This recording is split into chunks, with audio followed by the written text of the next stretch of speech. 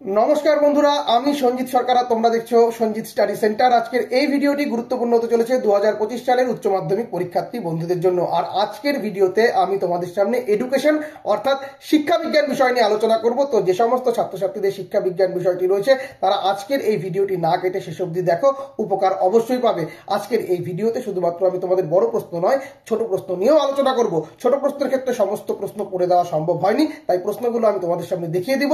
সেই প্রশ্নগুলো অবশ্যই তোমরা যদি দেখে যাও উপকার অবশ্যই পাবে। সারা বছর ধরে যারা পাঠ্য বই ঠিকঠাক করে পড়েছো, যারা ছোট প্রশ্ন পড়েছো, তাদের তো কোনো অসুবিধা হবে না। কিন্তু যারা সারা বছর পড়ে উঠতে পারোনি, তারা যদি পরীক্ষার প্রাক মুহূর্তে আমার দেখিয়ে দেওয়া ছোট প্রশ্নগুলো ঠিকঠাক করে দেখে যাও, তবে সব কমন পাবে এরকম বলছি না, তবে কিছু অংশে অবশ্যই কমন পাবে। কিছু না পারার থেকে কিছু পারা তো ভালো, তাই না বন্ধুরা?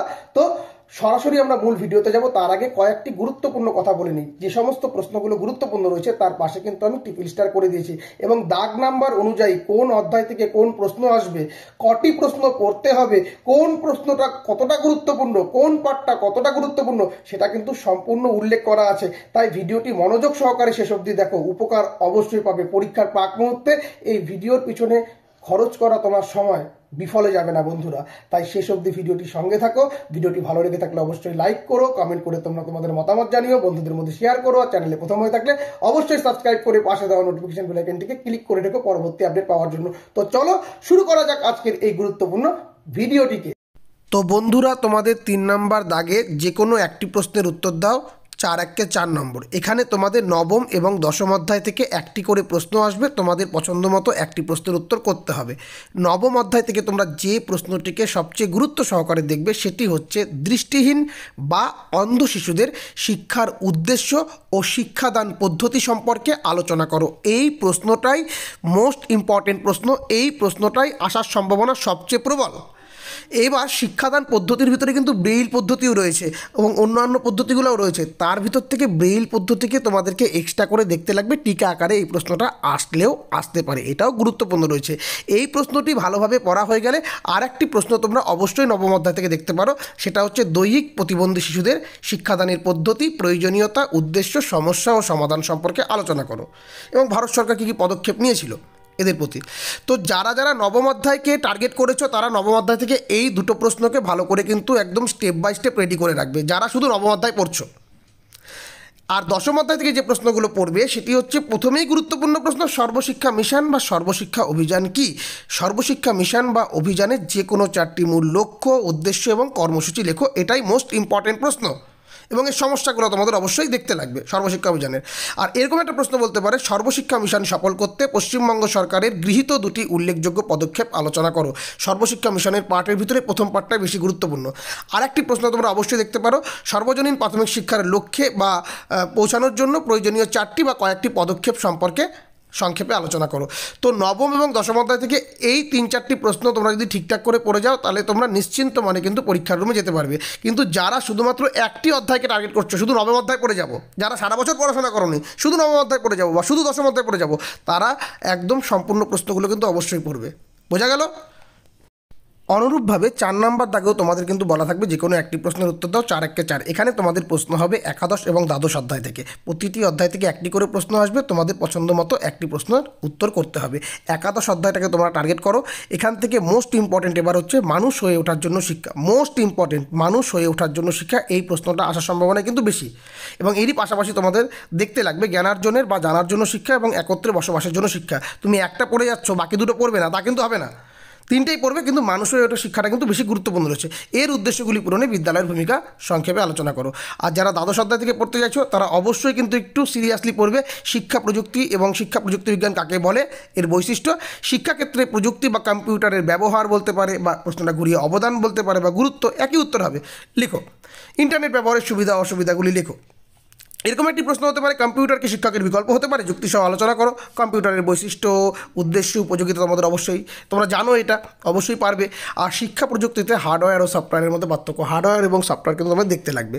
তো যারা যারা দুর্বল মানে স্টুডেন্ট, তারা 3 নাম্বার দাগের থেকে শুধুমাত্র নবম বা দশমের ভিতর থেকে একটা অধ্যায়কে টার্গেট করে পড়ে নাও, এবং 4 নাম্বার দাগের থেকে একাদশ এবং দ্বাদশের ভিতর থেকে তোমরা পছন্দ মতো একটি অধ্যায়কে টার্গেট করে পড়ে নাও। আশা করি তোমরা লিখে আসতে পারবে।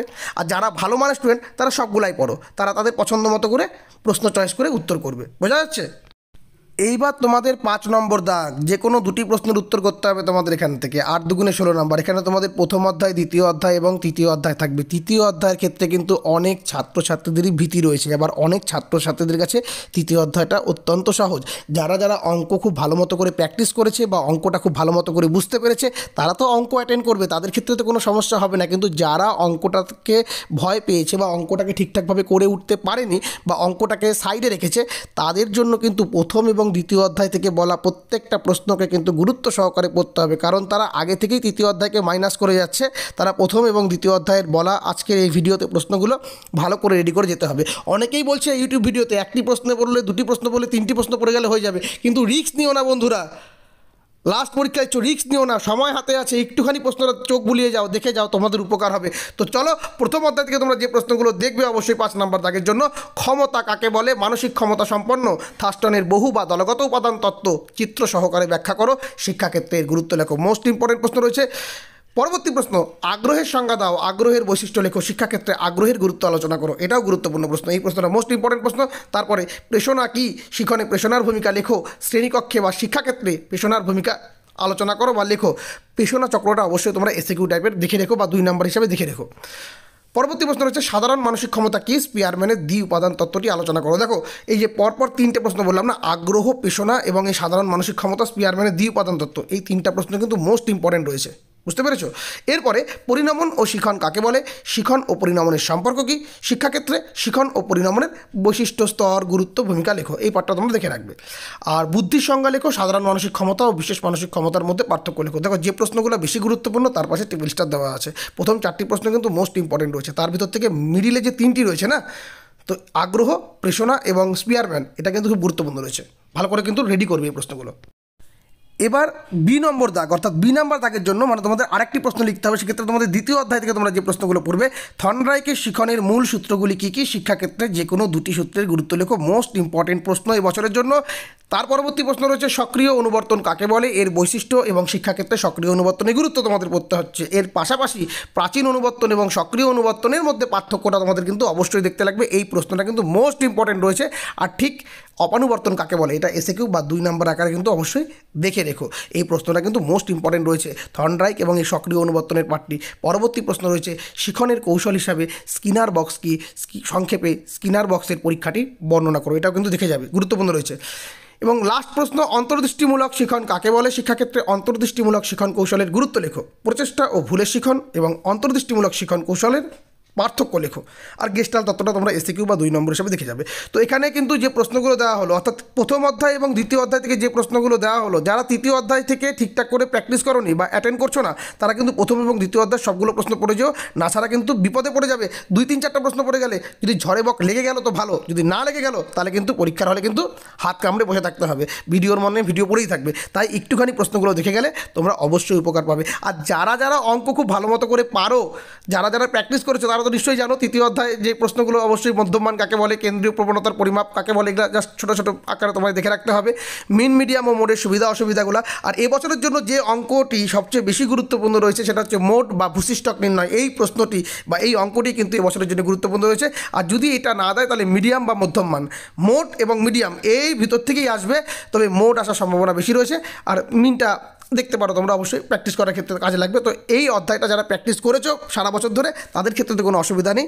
তো তারা প্রথম এবং দ্বিতীয় অধ্যায় থেকে স্কিপ করতে পারো একটি অধ্যায়কে, কিন্তু যারা করোনি তারা অবশ্যই প্রথম এবং দ্বিতীয় অধ্যায়কে ভালো করে পড়বে, কেমন? এইবার তোমাদের লাস্ট নম্বর দাগ, 6 নম্বর দাগ। এখানেও কিন্তু তোমাদের যে কোনো 2টি প্রশ্নের উত্তর দাও। 8 দুগুণে 16 নম্বর। এখানে কিন্তু তোমাদের 5টি অধ্যায় রয়েছে, চতুর্থ, পঞ্চম, ষষ্ঠ, সপ্তম, অষ্টম। তবে 2025 সালের জন্য কিন্তু আমার মনে হচ্ছে এবছরের জন্য গুরুত্বপূর্ণ রয়েছে পঞ্চম, ষষ্ঠ এবং অষ্টম। তাই প্রথমে পঞ্চম অধ্যায় থেকে যে প্রশ্নটিকে তোমাদের খুব ভালোভাবে তৈরি করতে হবে সেটি হচ্ছে গ্রামীণ বিশ্ববিদ্যালয় গঠনের উদ্দেশ্যগুলি কী কী এবং গ্রামীণ বিশ্ববিদ্যালয় সম্পর্কে আলোচনা করো। বা প্রশ্নটা এরকম বলতে পারে, বিশ্ববিদ্যালয় শিক্ষা কমিশনে গ্রামীণ বিশ্ববিদ্যালয় সংক্রান্ত সুপারিশগুলি আলোচনা করো। এই রাধাকৃষ্ণন কমিশনের যে পার্টটি, এটা কিন্তু তোমাদের খুব ভালো করে কিন্তু দেখতে লাগবে, অবশ্যই বুঝতে পেরেছো। এরপরে তোমাদের ষষ্ঠ অধ্যায় থেকে যে পার্টটি সবচেয়ে বেশি গুরুত্বপূর্ণ, মাধ্যমিক বা মুদালিয়ার কমিশনের মতে মাধ্যমিক শিক্ষার লক্ষ্য, উদ্দেশ্য ও কাঠামো আলোচনা করো। এই প্রসঙ্গে সপ্তপ্রবাহের ধারণাটি ব্যাখ্যা করো। এই পার্টটি কিন্তু গুরুত্বপূর্ণ। পরীক্ষা এবং মূল্যায়ন ব্যবস্থা মাধ্যমিক কমিশনের বা মুদালিয়ার কমিশনের অবশ্যই দেখতে লাগবে তোমাদের। আর একটি প্রশ্ন এক্সট্রা তোমরা চাইলে দেখে যেতে পারো, সেটা হচ্ছে বহু উদ্দেশ্য সাধক বিদ্যালয় সম্পর্কে সুপারিশগুলি আলোচনা করো। বুঝতে পেরেছো? এইটুকু পার্ট তোমায় দেখতে লাগবে। আর অষ্টম অধ্যায় থেকে তোমরা যেটা দেখবে 1986 জাতীয় শিক্ষানীতির মূল সুপারিশগুলি লেখো। জাতীয় শিক্ষানীতির সুপারিশ অনুযায়ী অপারেশন ব্ল্যাকবোর্ড ও নবোদয় বিদ্যালয় গঠনের ক্ষেত্রে কী কী সুপারিশের কথা বলা হয়েছে, এই পার্টটি কিন্তু মোস্ট ইম্পর্টেন্ট। সম্ভবত এই পার্টটি আসার সম্ভাবনা রয়েছে। আর একটি প্রশ্ন এখান থেকে এক্সট্রা চাইলে তোমরা অবশ্যই দেখে যেও, দরকার রয়েছে 1986 জাতীয় শিক্ষানীতির সংশোধিত রূপ অর্থাৎ POA 1992 বিবরণ দাও বা রামমূর্তি কমিটির সুপারিশগুলি দেখো।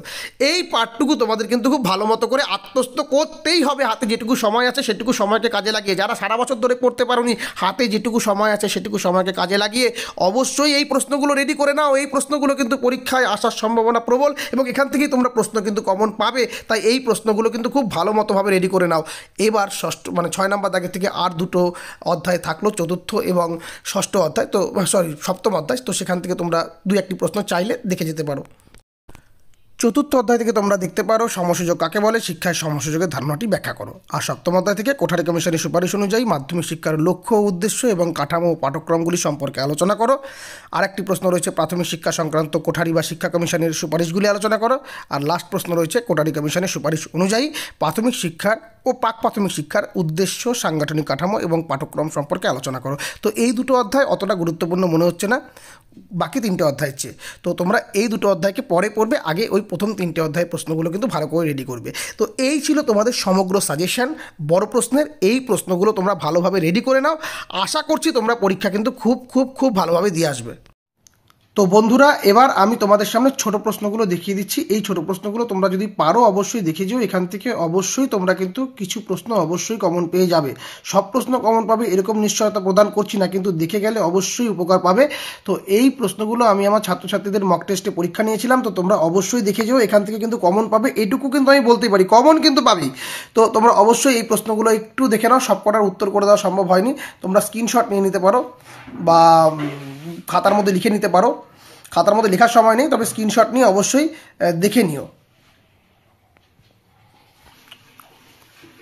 তো এই প্রশ্নগুলো কিন্তু অবশ্যই তোমায় দেখতে লাগবে। প্রথমে 24টা তো MCQ দেওয়া রয়েছে, তারপরে কিন্তু এগুলো যেগুলা দেওয়া রয়েছে সেটা কিন্তু ACQ টাইপের প্রশ্ন। ফুল ফর্মগুলো কিন্তু খুব ভালো মতো করে পড়বে অবশ্যই। তো এই হচ্ছে পরবর্তী ছোট প্রশ্নগুলো, অবশ্যই তোমরা কিন্তু দেখে নেবে। এখানে প্রশ্নগুলো সাজেস্টিভভাবে করা রয়েছে ওদের MCQ পার্টগুলো। তো এখানে অ্যান্সার শিটটা করা নেই, তো তোমরা অবশ্যই বাড়িতে এই প্রশ্নগুলো কিন্তু প্র্যাকটিস করে নিও। ছোটো প্রশ্নের জন্য উপকার কিন্তু অবশ্যই পাবে। এখান থেকে কিন্তু প্রশ্ন কমন পাবে। আমি পড়ে দিচ্ছি না, হাতে সময় যেহেতু কম। আর তার চেয়েও বড় কথা, ভিডিওটি অনেকটি বড় হয়ে যাবে এবং তোমাদের সেই ধৈর্য থাকবে না পরীক্ষার প্রাক মুহূর্তে এত বড় ভিডিও দেখার। তাই আমি প্রশ্নগুলো দেখিয়ে দিচ্ছি। অবশ্যই কিন্তু এই প্রশ্নগুলো তোমরা দেখে যেও, এখান থেকে কিন্তু প্রশ্ন কমন পাবে, এইটুকু কিন্তু আমি বলতে পারছি। সব প্রশ্ন কমন পাবে এরকম নিশ্চয়তা দিচ্ছি না, কিন্তু কিছু প্রশ্ন অবশ্যই কমন পাবে। সারা বছর সমস্ত ছোট প্রশ্ন না পড়া থাকলে এই প্রশ্নগুলো দেখে গেলেও কিন্তু কিছু অংশে তোমরা অবশ্যই কমন পাবে, এটুকু কিন্তু বলা যেতেই পারে। তাই ঘাবড়ানোর কিছু নেই। যে কটা ছোট প্রশ্ন দেওয়া আছে MCQ এবং ACQ এর ক্ষেত্রে অবশ্যই ভালো করে দেখে নিতে পারবে। 12টি অধ্যায়েরই কিন্তু করা রয়েছে এখানটায়। তো অবশ্যই তোমরা এই প্রশ্নগুলো কিন্তু বাড়িতে প্র্যাকটিস করো, ভালো মতোভাবে প্র্যাকটিস করো। এখান থেকে কিছু প্রশ্ন অবশ্যই তোমাদের কমন পাওয়ার সম্ভাবনা থাকছে, তাই বিশ্বাস রেখে পড়ে যাও, উপকার অবশ্যই পাবে। তো এই ছিল তোমাদের সম্পূর্ণ ভিডিও। ভিডিওটি ভালো লেগে থাকলে অবশ্যই লাইক করো, কমেন্ট করে তোমরা তোমাদের মতামত জানিও, বন্ধুদের মধ্যে শেয়ার করো। চ্যানেলে প্রথম হয়ে থাকলে অবশ্যই সাবস্ক্রাইব করে পাশে দেওয়া নোটিফিকেশন বেল আইকনটিকে ক্লিক করে রেখো পরবর্তী আপডেট পাওয়ার জন্য। তো আজকের মতো ভিডিও এখানেই শেষ করছি, দেখা হবে পরবর্তী ভিডিওতে। ধন্যবাদ।